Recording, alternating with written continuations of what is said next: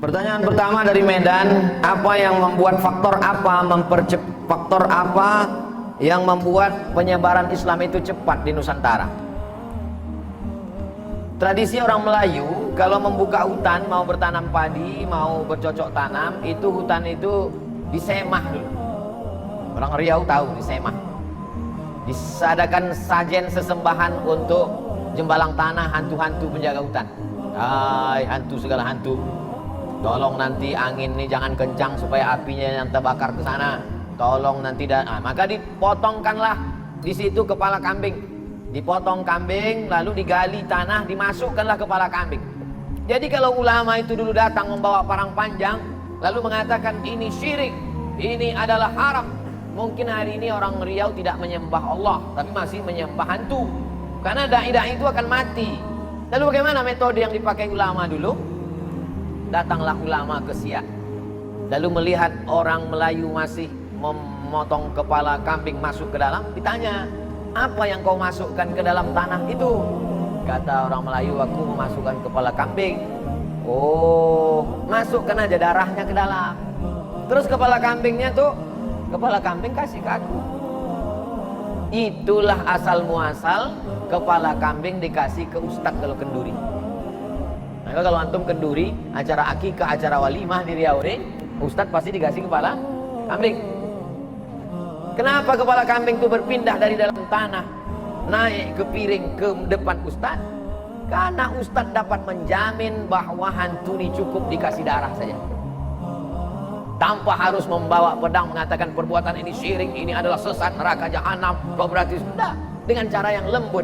Maka apa kata Allah dalam Al-Quran? Walau kunta fazzan ghalizal qalbi, kalau kau dengan cara yang kasar, lam faddu min haulik, pastilah mereka akan meninggalkanmu. Wa qula lahu qawlan layyina, ucapkanlah kata-kata yang lembut.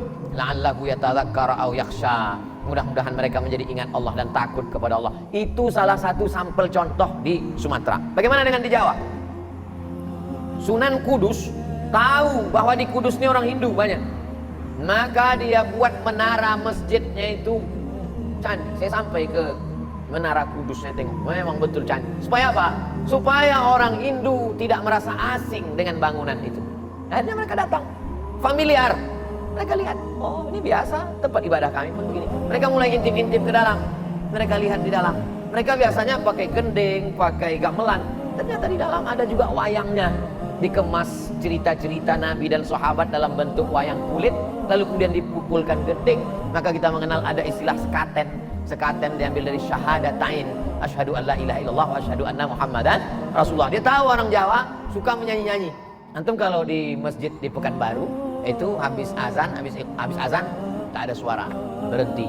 Nah, orang sholat qabliyah, habis itu baru iqamat. Tapi kalau antum pergi ke daerah Indragiri Hulu, ke Rokan Hulu, di daerah yang banyak orang Jawa, nah itu habis azan salatullah, dapat dipastikan itu orang Jawa. Kenapa? Suka mereka menyanyi-nyanyi. Maka nyanyi-nyanyi itu dirubah yang sebelumnya syair-syair bahasa Jawa, tetap dengan bahasanya, tapi maknanya. Itulah yang mempercepat proses Islam yang pertama, dengan cara kelembutan dan local wisdom, kebijaksanaan lokal. Yang kedua, langsung pucuk kekuasaannya itu mereka genggam. Jadi kalau di Pulau Sumatera, langsung sultannya itu. Nah, maka dalam teori sosiolog Abdurrahman Ibn Khaldun, ar-ra'iyah ala dini mulukihim, rakyat mengikut agama raja-rajanya. Kalau sudah raja itu sholat, sampai ke bawah sholat. Kalau sudah raja itu ke masjid, semuanya. Maka hampir semua raja-raja Melayu itu, Raja Minangkabau, Raja Aceh, Islam. Bagaimana dengan di Jawa? Begitu juga. Wali Songo menempel ke raja-raja bangsawan-bangsawan Jawa, maka kita kenallah raja-raja Demak, Masjid Demak, Sultan Demak. Mereka Islam lewat kekuasaan. Besok antum kalau masih kosong pagi, silakan pergi ke pasar bawah, bukan untuk beli karpet sama keramik, singgah ke Masjid Raya Senaplan. Ketika Sultan Siak 1723 1724, kerajaan Siak Sri Indrapura di Siak. Lalu Sultan menelusuri Sungai Siak, dia tengok ada tapak yang bagus untuk buat pemukiman baru. Berhenti di situ, dibangunlah pasar. Itulah dia namanya Pasar Senaplan. Jangan sebut pasar bawah. Aslinya Pasar Senaplan. Yang pasar bawah itu untuk beli kerupuk sama keripik. Lalu kemudian dia bangun masjid. Masjid itu dibangun oleh Sultan Abdul Jalil. Sultan Abdul Jalil membangun. Tak selesai, meninggal Sultan Abdul Jalil. Dilanjutkan oleh anaknya, namanya Sultan Muhammad Ali Abdul Jalil. Sultan Abdul Jalil punya anak perempuan cantik jelita, namanya Tengku Embong. Tengku Embong yang cantik ini dinikahkan dengan seorang ulama yang datang dari Jazirah Arab, namanya Syarif Usman Shahabuddin. Hasil pernikahan Tengku Embong dengan Syarif Usman Shahabuddin, maka sejak itulah Sultan-Sultan Syiah itu di awal namanya bergelar Syarif. Sultan Syarif Qasim.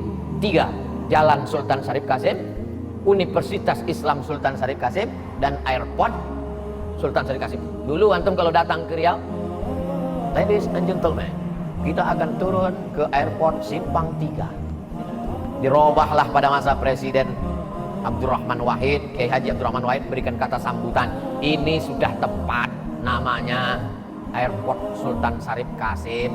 Masuk airport Simpang 3 kayak tempat becak gitu. Sultan Syarif Qasim. Artinya apa? Ulama itu langsung datang ke pucuk kekuasaan, maka dengan satu kekuasaan mudah. Jadi kalau orang memahami ceramah saya, pahamlah dia mengapa di beberapa tempat saya jadi jurkam kampanye. Paham ya? Oh, connect. Cuman kadang jamaah ini tidak secerdas saya, ini jadi masalah.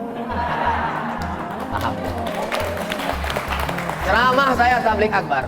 Tablik akbar saya ke satu daerah, penuh lapangan sepak bola. Habis tablik akbar selesai. Tapi ketika saya support satu calon wali kota, calon bupati, calon gubernur, duduk dia, maka setiap kelurahan itu bisa dibangun rumah Quran. Tapi orang banyak tak setuju. Setelah saya telusur-telusur, kok kenapa tak setuju saya mendukung paslon? Kami tak tahan Ustadz dibully. Kalau kau tak tahan dibully, jangan kau baca komen. Ternyata dia tak tahan menghadapi haters. Haters itu bahasa Inggris, bahasa Arabnya syaitan. Nah, jadi dakwah saya, ceramah saya di mana-mana itu 3. Perbaikan pendidikan, masukkan anak ke pondok pesantren, tahfiz Quran yang punya tanah, wakafkan tanah. Kedua, perbaikan ekonomi, gerakan belanja ke warung tetangga. Yang ketiga, perbaikan politik. Maka saya berharap adik-adik HRI kalian masuk ke politik. Ustaz Somad kenapa nggak masuk politik? Saya memang dipesankan datuk saya dulu, cucuku 40, yang ini mesti menjadi ulama sampai mati. Nah, jadi itu memang udah janji. Jadi saya ini bukan artis yang gagal casting lalu jadi ustadz, bukan. Saya memang dari kecil memang sudah disetting jadi ustadz. Nah, ini pernyataan ini saya ulang-ulang supaya calon-calon ini tidak terlalu khawatir dengan saya sehingga memusuhi saya. Takut banyak calon gubernur takut, calon presiden takut. Tidak perlu takut. Aku tak akan mencalonkan diri. Tapi calonku bisa jadi maju dari HMI kan? Nah, itu dari Medan. Faktor mempercepat 2, ulamanya santun dan lembut melalui budaya. Yang kedua adalah dengan kekuasaan.